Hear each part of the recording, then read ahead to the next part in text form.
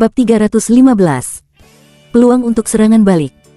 Kamu ingin aku bersujud untuk meminta maaf, kamu sedang bermimpi.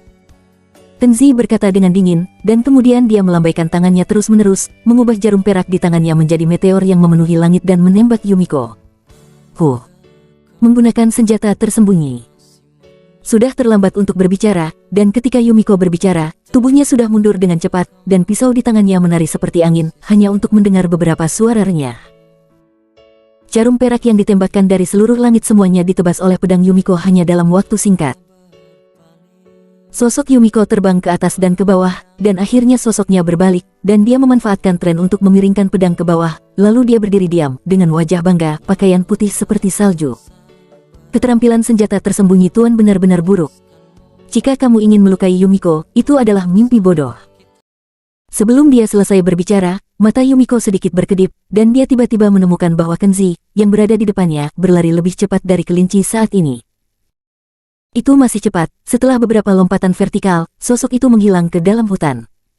Baga, kamu kembali.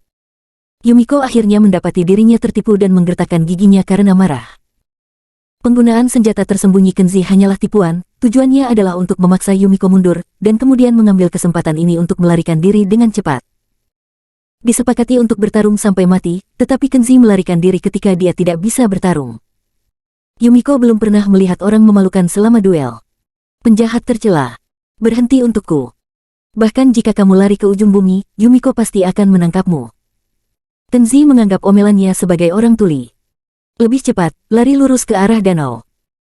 Sungguh lelucon, dia tidak bodoh, Yumiko jelas jauh lebih baik darinya, jika tinggal dan bekerja keras, itu hanya akan menjadi jalan buntu.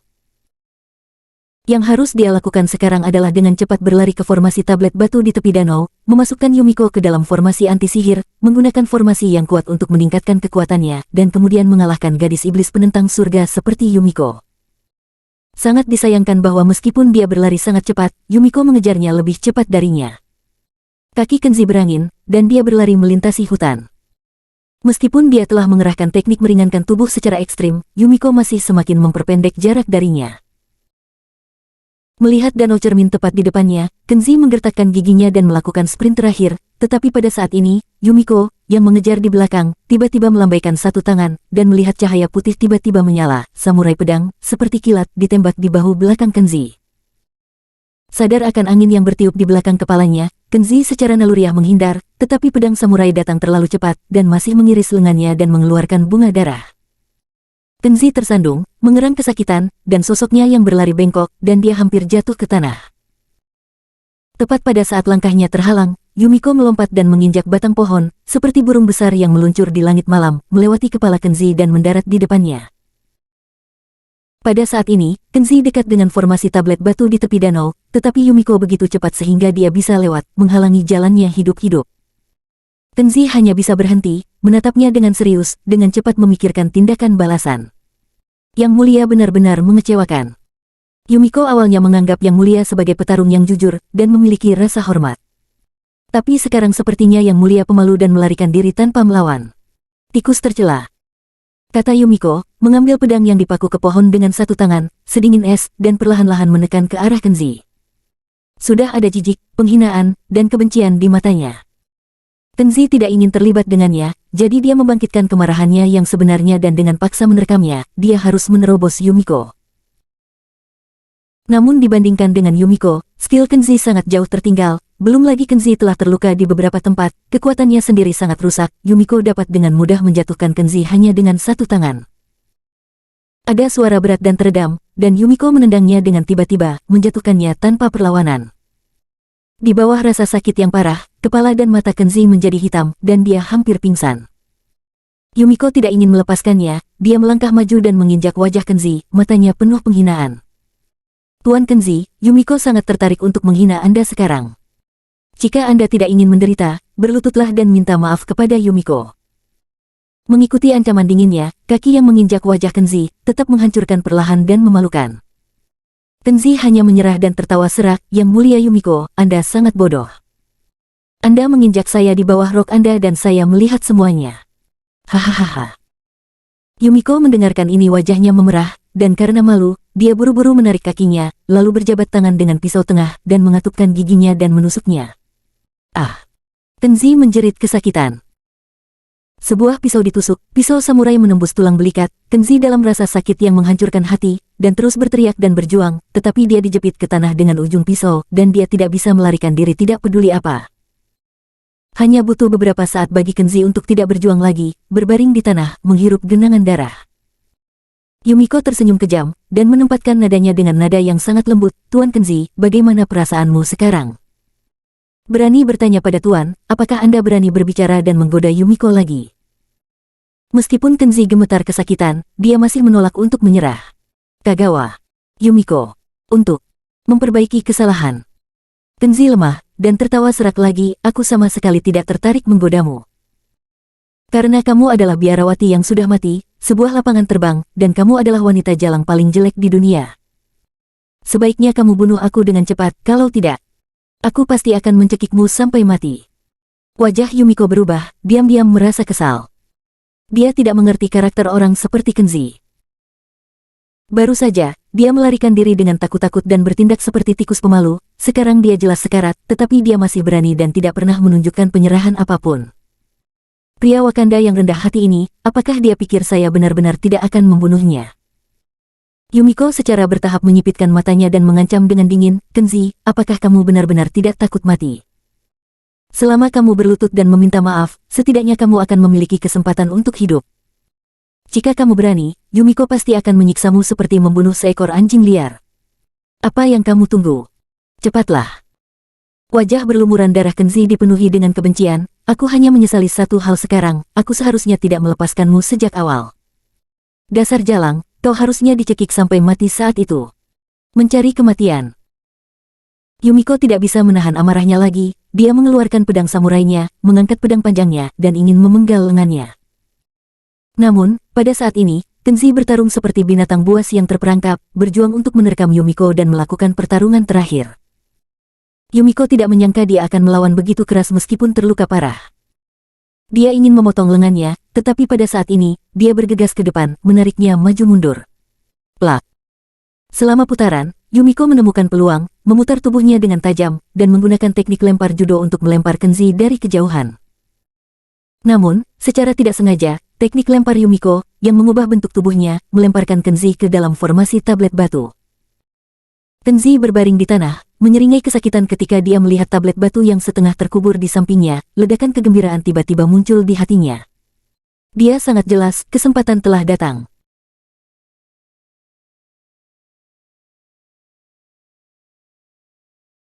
Bab 316. Bajingan, Yumiko pasti akan membunuhmu. Di bawah sinar bulan, Kenzi dengan enggan bangkit dan duduk bermeditasi dengan sangat tidak normal. Yumiko melihat penampilanis dalam meditasi, dan hatinya menghina, berjalan dengan pisau. Menurut pendapatnya, perilaku Kenzi jelas melepaskan perlawanan sepenuhnya dan berencana untuk menerima nasib kematian dengan damai. Namun, Yumiko tidak ingin membunuhnya dengan mudah. Keinginan yang paling diinginkan Yumiko adalah membuat pria yang dia benci, berlutut untuk meminta maaf, menyerah di depannya seperti anjing, dan kemudian membawanya kembali ke rumah guru, minta maaf pada guru. Dari kecil hingga dewasa, selama Yumiko ingin mencapai tujuannya, sesulit apapun, itu akan tercapai pada akhirnya. Kali ini, Yumiko tidak menginginkan pengecualian. Dia datang ke Kenzi, mengangkat pedang samurai di tangannya, dan dengan lembut mengiris pipi Kenzi. Darah merah perlahan meluncur ke bawah bilahnya. Yumiko menatap wajahnya yang berdarah dan menunjukkan cibiran kejam. Tuan Kenzi. Bahkan jika kamu ingin mati dengan damai, Yumiko tidak akan memenuhimu. Yumiko berkata bahwa akan menyiksa secara perlahan seperti anjing liar. Kecuali Tuan menyerah padaku, berlutut dan meminta maaf, dan mengambil inisiatif untuk menerima keputusan Yumiko. Jika kamu tidak ingin melakukan ini, Yumiko akan membiarkan Tuan mengajarimu apa artinya di antara hidup dan mati. Kenzi tetap diam, masih memejamkan mata dan bermeditasi, melafalkan mantra dalam hati. Melihat bahwa dia mengabaikannya, Yumiko diam-diam membenci, karena Tuan melawan keinginanku, Yumiko akan membuatmu membayar harganya. Saat dia berbicara, Yumiko perlahan mengangkat pedang samurainya dan berkata dengan dingin, Yumiko memotong terlebih dahulu lenganmu, mari kita lihat apakah kamu masih bisa berpura-pura tuli. Kenzi tiba-tiba membuka matanya, tangannya membentuk segel, dan berkata dengan keras, pada akhirnya, kamu masih harus membuat keputusan cepat. Ketika trik sihir diaktifkan, kilatan petir melintas di langit, dan beberapa monumen batu di dekatnya memancarkan cahaya biru pada saat yang bersamaan dengan lekukan dan ombak yang aneh. Tidak, ini aneh. Yumiko telah menyadari bahwa alasan mengapa Kenzi bermeditasi, pastilah melakukan semacam ritual sihir misterius. Bang, bang. Yumiko menebas, tapi tidak hanya tidak menyebabkan kerusakan pada Kenzi, tetapi dia malah berteriak, dan perisai udara tak terlihat yang menyelimuti Kenzi mengirimnya terbang jauh. Yumiko jatuh ke tanah, seperti seekor ikan emas melompat. Pada saat ini, dia melihat bahwa Kenzi, yang sedang duduk bersila, memiliki luka tusuk di sekujur tubuhnya. Dia pulih dengan cepat dengan kecepatan yang terlihat oleh mata telanjang. Yumiko hanya bisa terkejut, kenapa tiba-tiba menjadi seperti ini, sihir macam apa ini? Kenzi berdiri, membentuk beberapa segel di tangannya, lalu merentangkan telapak tangan kirinya dan berkata, "Tornado, serang." Ada beberapa suara keras di tanah, dan kilat menyambar lagi di langit malam. Beberapa monumen batu di dekatnya, tampaknya dapat menyerap kecemerlangan bulan di langit malam, dan memproyeksikan cahaya biru satu demi satu ke telapak tangan Kenzi. Pada saat yang sama, awan mengambang di langit malam berkumpul dengan cepat, membentuk aliran udara panjang dan sempit yang berputar cepat, yang dengan cepat berkumpul di telapak tangan Kenzi, membentuk susunan tornado mini. Dia melihat bahwa di tornado, awan gelap bergulung dengan cepat, bercampur dengan petir biru yang bergemuruh. Yumiko tidak bisa menahan diri untuk mundur selangkah, wajahnya yang cantik penuh dengan horor. Kenzi tersenyum dingin dan berkata, "Yang mulia Yumiko, tidakkah Anda akan menyiksa saya secara perlahan dan memotong lenganku?" Wajah Yumiko menjadi dingin setelah mendengar ini, dan gigi peraknya mengatup rapat. "Kenzi, pertempuran hari ini, Yumiko tidak akan mundur." Yumiko dengan tegas menggigit lidahnya dan meludahkan darah ke pedang samurai, dan kemudian dia dengan cepat membaca formula dan mengayunkan pedang samurai dari udara tipis. Semburan api menyebar dari bilahnya. Yumiko bukan hanya seorang putri dari keluarga kerajaan, tetapi juga seorang dewi langit yang dipilih oleh kuil. Tentu saja, dia memiliki bakat yang sangat baik untuk Shinto. Setelah bertahun-tahun pelatihan sistematis, terutama di bawah doa banyak pendeta tinggi di kuil baru-baru ini, keterampilan Shinto Yumiko menjadi sangat kuat. Dia sekarang harus menggunakan keterampilan magisnya sendiri untuk bersaing dengan lingkaran sihir Kenzi. Pejuang yang bertarung, bentuk formasi di depan, ninjutsu. Sebuah formula dibacakan, dan Yumiko berubah menjadi awan asap biru, dan 3 sosok bayangan muncul di kiri, kanan dan belakang Kenzi pada saat yang sama dengan pedang api itu mematikan. Clone Flame Slash. 3 bayangan diluncurkan pada saat yang sama, cahaya pedang dan api, angin berderap, dan dengan momentum guntur, mereka dengan cepat menyerang dari 3 arah. Namun, dengan kekuatan spiritual dari lingkaran anti-sihir, Kenzi saat ini sudah luar biasa kuat, bahkan jika Yumiko adalah seorang dewi yang sangat terampil, dia tidak dapat bersaing dengan Kenzi saat ini. Sebelum ketiga bayangan mendekat, Kenzi sudah menekan taktik dengan satu tangan, menenggelamkan tubuhnya, dan berteriak. 3 sambaran petir. 2 sosok bayangan lainnya sudah lama menghilang di bawah guntur. Yumiko memuntahkan darah, dan rambut serta roknya berserakan. Dia memeluk tablet batu dengan kedua tangan, dan menggunakan seluruh kekuatannya untuk berdiri dengan susah payah. Kenzi melangkah maju, meraih kerah dadanya, dan menatapnya. "Yumiko, kamu juga punya hari ini. Katakan sekarang, selalu ingin balas dendam padaku, apakah kamu menyesal?" Situasi saat ini telah benar-benar terbalik dari sebelumnya. Yumiko berada di ambang kehancuran, dan telah mencapai titik di mana dia tidak dapat bertarung lagi, sementara Kenzi membuat kemajuan besar, mendominasi. Yumiko melepaskan perlawanannya dan tersenyum muram, "Bunuh aku." Di tangan yang mulia, Yumiko tidak punya apa-apa untuk dikatakan. Hanya saja Yumiko sangat menyesalinya dan tidak boleh meremehkanmu ketika dia berada di atas angin.